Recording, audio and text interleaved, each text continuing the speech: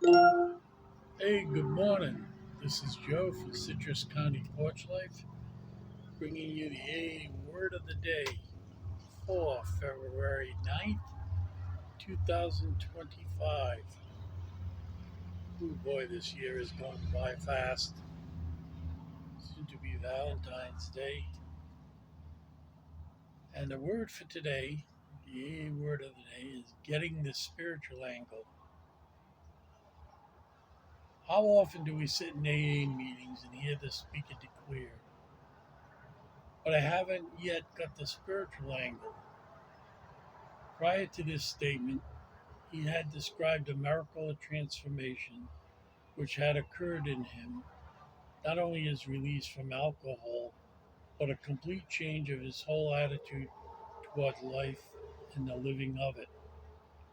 It is apparent to nearly everyone else present that he has received a great gift,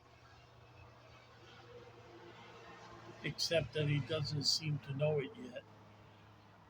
Well, we know that this questioning individual will tell us 6 months or a year hence that he has found faith with God.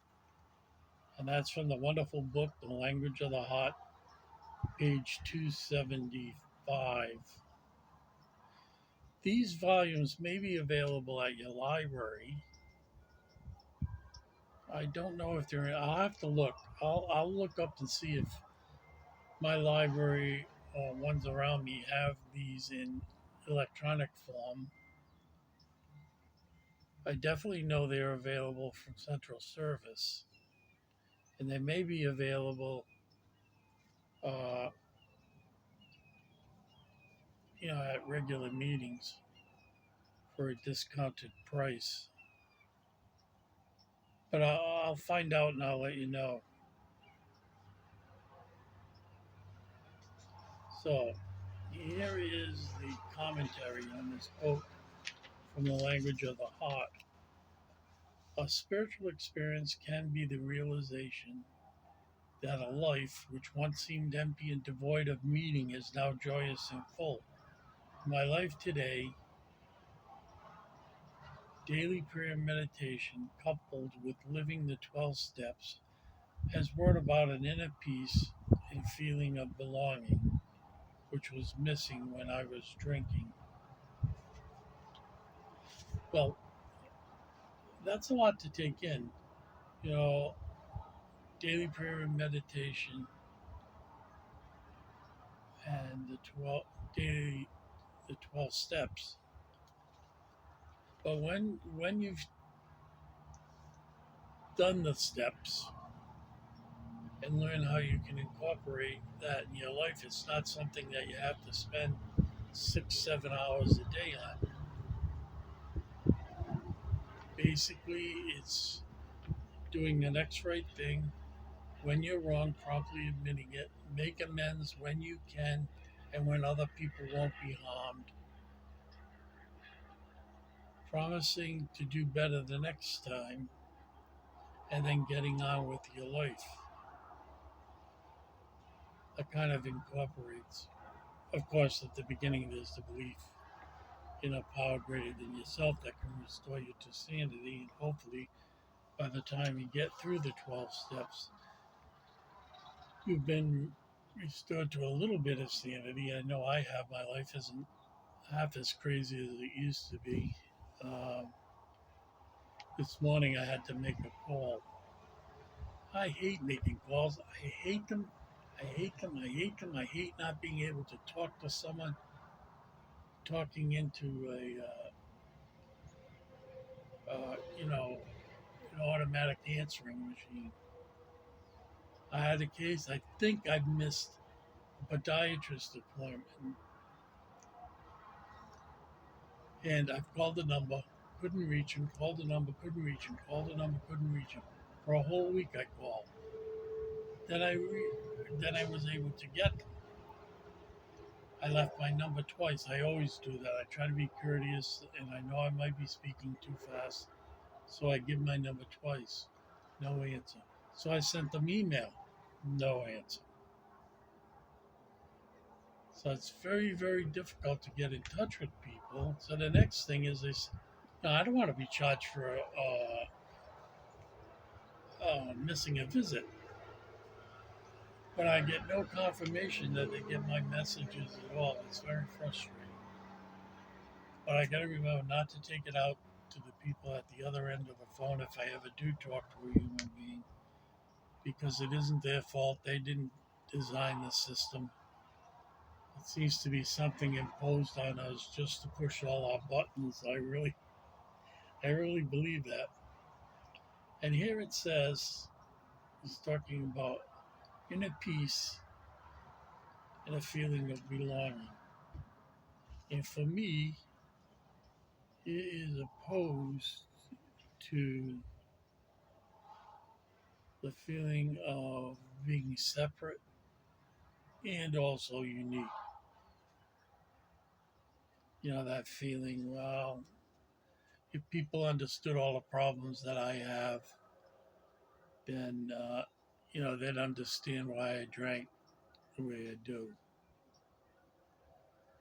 And very early on in AA, when I did say that, someone said to me, well, if we drank like you, we'd have your problems. And that shut me up really fast. It was a good response, and I've remembered it, and I've said it to people myself. Uh, and I was much like this person they're talking about in the language of the heart. I would spew out the words, run off my lips. I don't know, it was because I was in the group, but I would say, my name is Joe and I'm an alcoholic, without really realizing the implications of what I just said. And but I didn't know enough to even know that.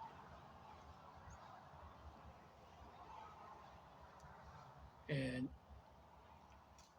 I was still a contrarian jerk, even when I got a little time under my belt.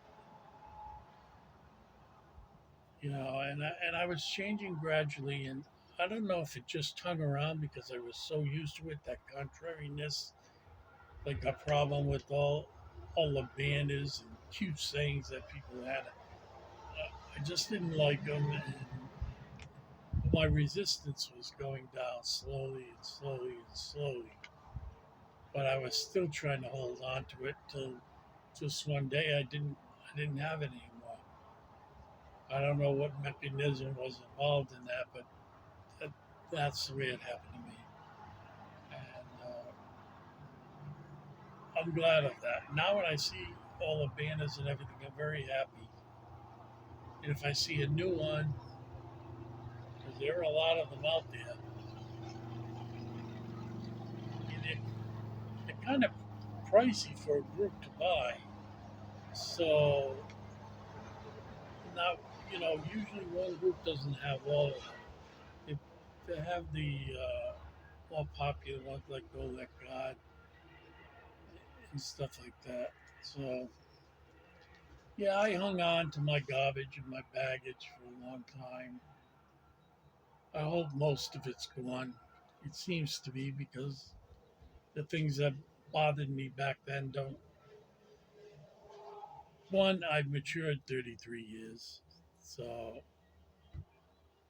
hopefully I'm getting to that point where Maslow's hierarchy of needs, I'm self actualizing as I move towards the end of this existence.